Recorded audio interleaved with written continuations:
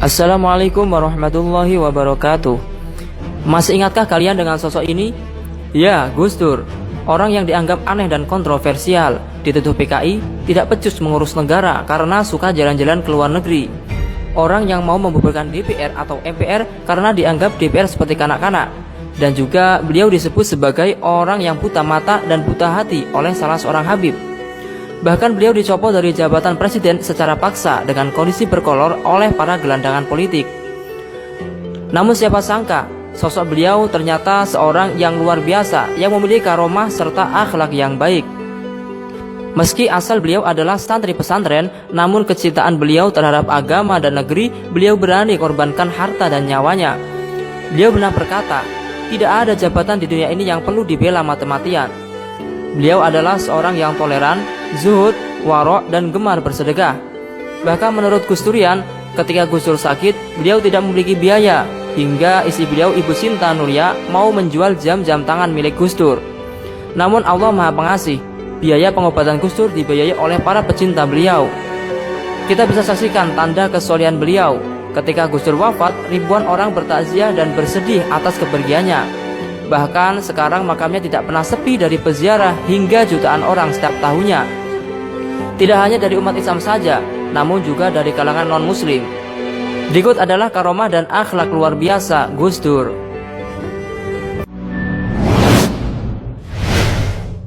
Yang pertama, Gus Dur berubah menjadi dua badan, raga sukma. Kisah nyata ini dialami Banser Jakarta Utara. Ketika Gus Dur sakit, Komandan Banser menjaga beliau berbaring di kamar rawat rumah sakit. Saat komandan mau keluar ruang sebentar, komandan itu berpesan kepada temannya yang juga Banser untuk menjaga Gus Dur sebentar. Lalu Banser tadi masuk ke kamar rawat.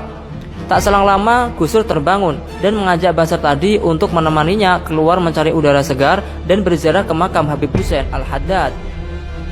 Setelah pulang ziarah, Banser tadi dimarahi komandan karena pergi keluyuran meninggalkan Gus Dur. Lalu sang Banser menyangkal tuduhan komandan tersebut bahwa dia baru saja menghantar Gus Dur berziarah. Komandan pun tak percaya karena dari tadi dia menunggu Gus Dur yang sedang tidur di kamar rawat. Akhirnya mereka saling berdebat dan besi tegang tentang penglihatan dan pengalamannya masing-masing. Yang kedua, keikhlasan Gus Dur menjauhi riya atau pamer. Kiai Haji Marzuki Mustamar, Ketua PWNU Jawa Timur pun pernah mendapatkan sarung merek BHS yang diberikan Gus Dur melalui seorang Habib di Sidoarjo. Habib tersebut berkata bahwa sarung itu adalah titipan dari Gus Dur yang harus diberikan kepada para kiai setelah Gus Dur meninggal dunia. Karena ketika dibagi sebelum Gus Dur meninggal, maka para kiai akan mengucapkan terima kasih kepada Gus Dur. Maka itu sampai sekarang sarung itu pun sangat disayang oleh Kiai Marzuki. Ia menyebutnya sarung tersebut sebagai piagam dari Gus Dur. Kisah lain, pernah Gus Dur membawa 3 koper ke rumah Agus di Kelurahan Jatikerto, Malang, dan berpesan agar tidak membuka koper tersebut sebelum Gus Dur meninggal dunia. Sesuai amanat, setelah Gus Dur meninggal dunia, dibukalah koper tersebut, dan ternyata di dalamnya berisi uang sebanyak 3 miliar rupiah dan sudah dimasukkan ke dalam amplop, di mana Aguslah yang ditugaskan untuk membagikan kepada para anak yatim piatu dan para janda di Kabupaten Malang. Dan anehnya, di dalam amplop tersebut sudah tertulis nama dan alamat yatim piatu dan para janda yang akan menerimanya. Padahal kala itu Gus Dur berada di Jakarta, sedangkan para penerima berada di Kabupaten Malang. Yang ketiga, mobil Gus Dur melaju cepat. Saksi hidup Khairul, yaitu sopir Gus Dur, suatu ketika berada di Majenang Cilacap mengantar Gus Dur beserta rombongan 2 mobil. Saat jam 12 siang, Gus Dur mengajak pulang karena di rumah ada tamu yang harus ditemuinya pada jam 13.00. Namun sang sopir berpikir mustahil, paling tidak sampai Jakarta pukul 3 atau 4 sore karena jaraknya yang sangat jauh, harus melewati kawasan puncak yang jalannya kecil, berliku-liku dan naik turun. Saat itu belum ada tol Cipularang. Setelah sampai, anehnya sang sopir menengok jam tangannya masih pukul 13.12.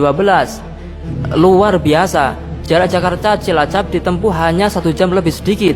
Padahal rombongan mobil di belakangnya baru sampai di Ciganjur pukul 16.30. Beda 4 jam lebih dari perjalanannya.